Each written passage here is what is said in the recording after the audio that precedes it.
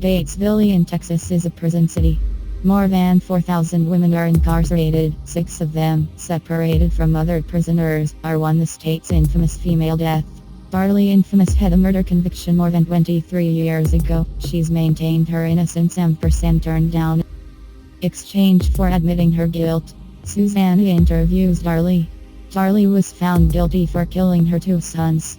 Darlie was a popular cheerleader. At 18 she married Darren.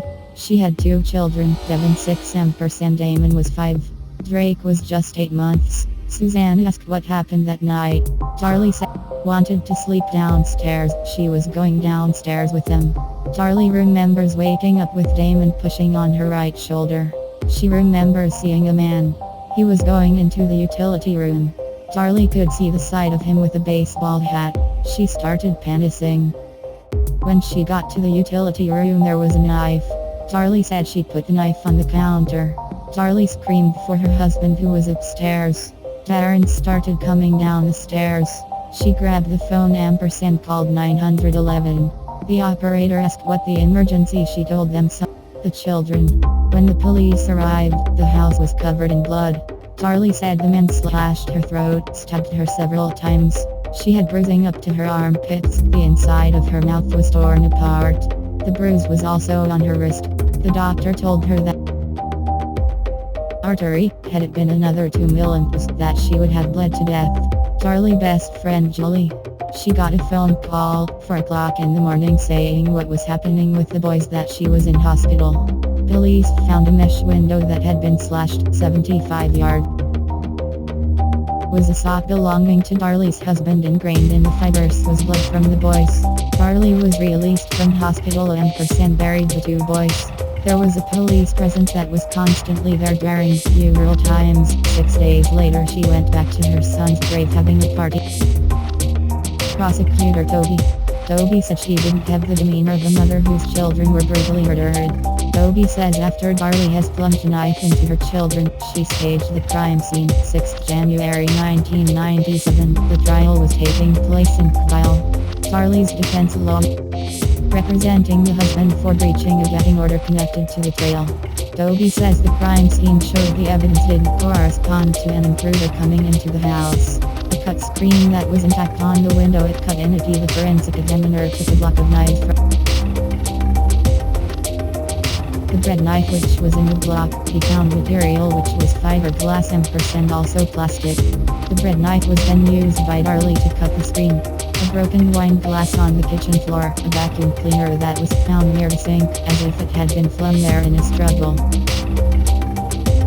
Blood footprints were under the broken glass, the vacuum cleaner, which shows that those items were placed there after she had walked around the kitchen. Lots of blood found in the kitchen sink and they found blood in the drain. The prosecution claimed that the blood on Darlie's shirt gave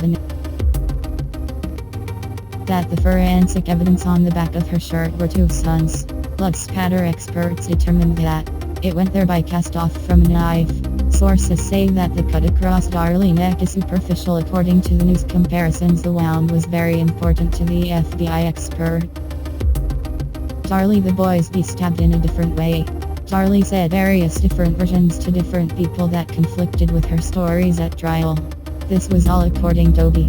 So what could possibly be the motive? Toby says the reason for the killing was because of the money to their mortgage. Marriage under pressure. Susanna asks Darlie whether being chartered as a cheerleader did not like being a mother. Darlie said the prosecutors use this because when you have nothing else you go to character assassination.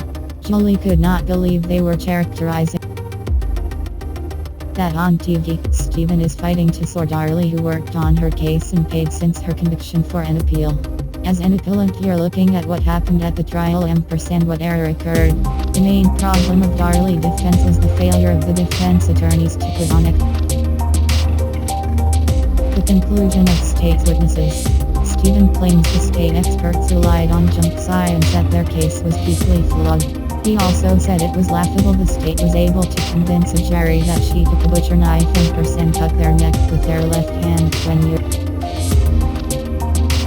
Window in the garage clearly was the point of entry according to Stephen.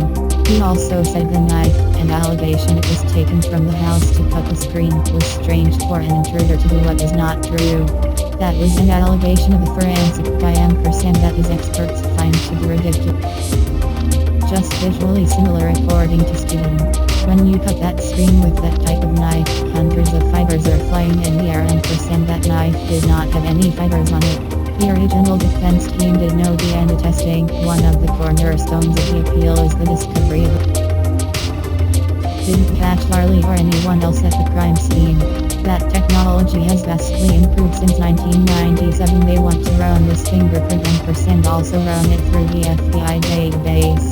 How would you explain the sock 2 spots of blood that has never been solved? Toby said it was there for stage. Says the timeline does not add up. She would have had a very short time frame to cut the screen, run 3 houses away to place the sock, run back, stab herself and stage the crime scene. There was never child loss according to the lawyer and friend. Susanna asks why the husband was never. Said they have already decided it's Darlie. Darren had more than $200,000 of life insurance against Darlie. The husband and wife had the same lawyer. Stephen was not sure if he could defend her without conflict of interest. Stephen believes that Darren was soliciting people to come for an insurance job. There were neighbors talking about someone trying to break in. Darren insurance fraud only came to light 5 years later in the first appeal 2002. The question is, when was he lying now or at telling the truth according to billionaire Texan businessman Brain Pardo went a step further by using time and money to reinvestigate Darlie's case and even persuaded him to take a lie detector test. The recording of it shows him dodging questions and standing his ground. Never been given an execution state because of the ongoing appeals. Darren filed for divorce in 2011. Death row prisons spend 10 years behind bars on average until their execution. Protests talking about executing people does not